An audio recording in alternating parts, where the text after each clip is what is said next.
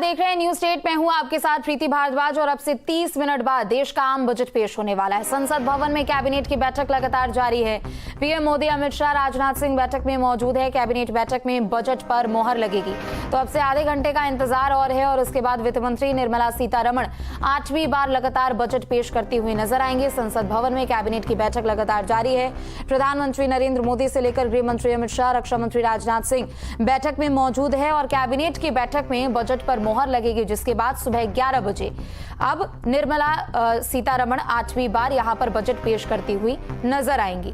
तो संसद भवन में कैबिनेट की बैठक जारी है। उस वक्त की तस्वीर भी आपको दिखा रहे हैं जब निर्मला सीतारमण राष्ट्रपति द्रौपदी मुर्मू से मिलने के लिए उनके आवास पर पहुंची थी और राष्ट्रपति की मंजूरी भी यहां पर मिल चुकी है बजट को और आधे घंटे का इंतजार और है, जिसके बाद देश का आम बजट यहां पर पेश करती हुई वित्त मंत्री निर्मला सीतारमण नजर आएंगी। तो देखिए, ये तस्वीरें लगातार आपको दिखा रहे। गृह मंत्री भी पहुंच चुके हैं। कैबिनेट की बैठक यहां पर की जा रही है और कैबिनेट की बैठक में बजट को मंजूरी मिलेगी और सुबह 11 बजे ठीक यहां पर वित्त मंत्री निर्मला सीतारमण बजट 8वीं बार पेश करती हुई नजर आएंगी।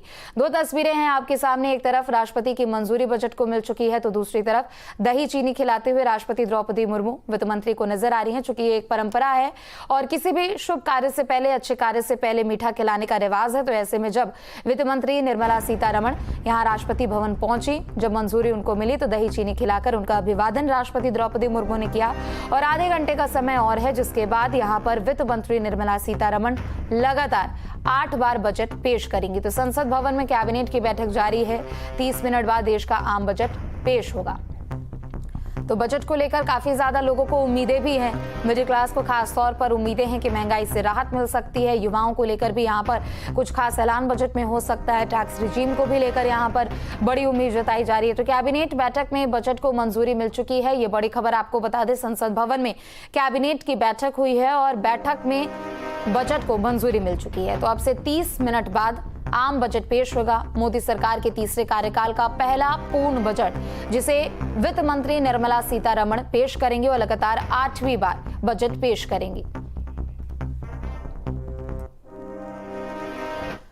तो वहीं आम बजट में मिडिल क्लास को राहत की उम्मीद है। बजट में इनकम टैक्स स्लैब को लेकर बड़े ऐलान संभव है। हाउसिंग लोन पर छूट भी हो सकता है।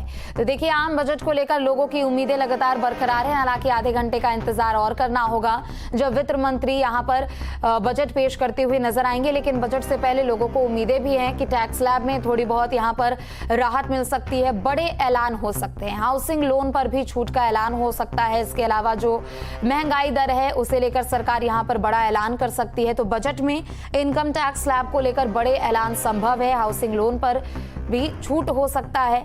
लोगों को उम्मीद है कि इस बार का जो आम बजट है वो मिडिल क्लास के यहां पर पक्ष में होगा। हालांकि बीते दिन भी हमने देखा कि जब बजट सत्र की शुरुआत हुई तो प्रधानमंत्री नरेंद्र मोदी ने जब संबोधित यहां सभी को किया तो उन्होंने साफ तौर पर कहा कि मां लक्ष्मी की कृपा सबके ऊपर बनी रहे और एक इशारा ऐसे साफ तौर पर लिया जा सकता है कि मिडिल क्लास को लेकर एक बड़ा ऐलान इस बार बजट में हो सकता है। और देखिए, बजट से पहले शेयर मार्केट में भी उछाल हुआ है। सेंसेक्स में 256, निफ्टी में 65 अंकों की तेजी देखी गई है। ईवी और रेलवे के शेयर बढ़त के साथ खुले हैं तो शेयर बाजार पर भी अब बजट का असर देखने को मिल रहा है। सेंसेक्स में 256, निफ्टी में 65 अंकों की तेजी यहां पर देखी गई है। इंटेंट और कंटेंट तय करता है एक्सटेंट क्या होता है। तो अभी हमारे तो कोई अपेक्षाएं तो है नहीं ज़्यादा, क्योंकि जो कदम उठाने हैं, जो अर्थव्यवस्था की दुर्दशा जो आप देख रहे हैं और जो निजी निवेश के लिए प्रोत्साहन की ज़रूरत है, मैं तो उम्मीद नहीं करता हूँ इस बजट में ऐसे बड़े धमाके कुछ ऐसे अनाउंसमेंट आएंगे। पर देखिए, मध्य वर्गों के लिए क्या राहत मिलेगा, सामाजिक सुरक्षा, सामाजिक कल्याण कार्यक्रम के लिए क्या एलोकेशन होगा, पर ख़ास तौर से मध्य वर्गों के लिए टैक्स रिलीफ मिलेगा कि नहीं, निजी निवेशकों को प्रोत्साहन मिलेगा कि नहीं, और ये कर आतंकवाद जो है पिछले 10 साल से जो चल रहा है, क्या उससे हमें छुटकारा मिलेगा, निवेशकों को छुटकारा मिलेगा। और सबसे बड़ी बात हमने पहले से ही मांग की है, जीएसटी में मूलभूत सुधार की ज़रूरत है। मोदी 3.0 दुनिया भर में चर्चा हो रही है, पर जीएसटी 2.0 कब आएगा? तो कांग्रेस नेता जयराम रमेश को भी सुना आपने। उनका कहना है कि बजट से खास तौर पर तो कोई उम्मीद उन्हें है नहीं, लेकिन बहरहाल दूसरी तरफ आम बजट को लेकर यहां पर लोगों की उम्मीदें लगातार बरकरार है। लोगों को उम्मीद है कि टैक्स स्लैब में बड़ी राहत मिल सकती है। जो 7 लाख रुपए तक का भी टैक्स रिजीम हमने देखा ओल्ड टैक्स रिजीम में, उसमें बड़ी राहत यहां पर मिल सकती है। 10 लाख तक की ये राशि बताई जा रही है। दूसरी तरफ महंगाई को लेकर बड़े ऐलान हो सकते हैं और मिडिल क्लास की खास तौर पर यहां पर उम्मीदें बरकरार है।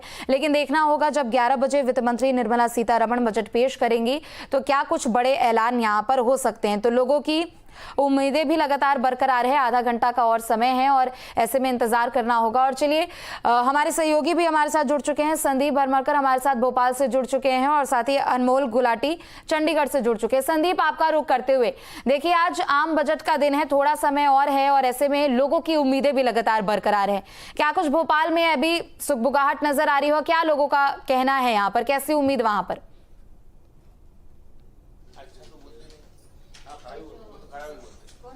देखिए, लोगों ने नजर बनाकर अब सुबह से ही रख ली है और अब जितनी उम्मीदें हैं उतनी ही बेसब्री भी बढ़ती जा रही है। और लोग यहाँ पर, मैं जिस जगह पर हूँ वो एक शेयर ट्रेडिंग सेंटर है और यहाँ पर अनुमान लगा सकते हैं कि बजट को लेकर खास तौर पर ज्यादा नजर बनाई रखी जाती है। तो यहाँ पर लोग मौजूद लोगों से जरूर पूछते हैं कि किस तरह का आप यहाँ पर उम्मीद आपको है बजट से। अभी तो केवल आधा घंटा रह गया।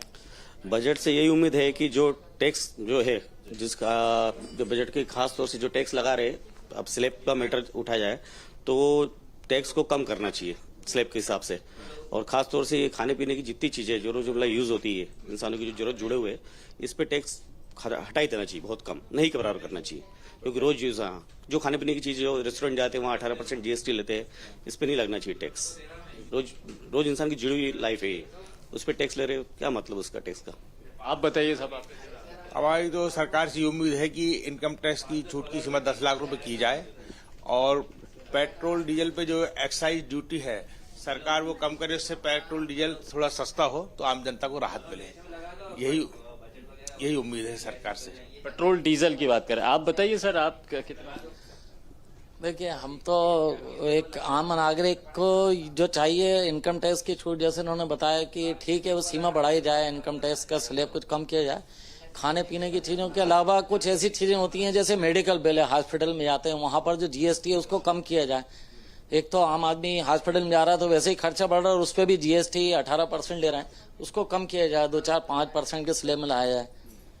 दवाइयों के पे टैक्स कम किया जाए, उससे आम आदमी को राहत मिलेगी। अच्छा, शेयर मार्केट क्या कह रहा है सर, कैसे?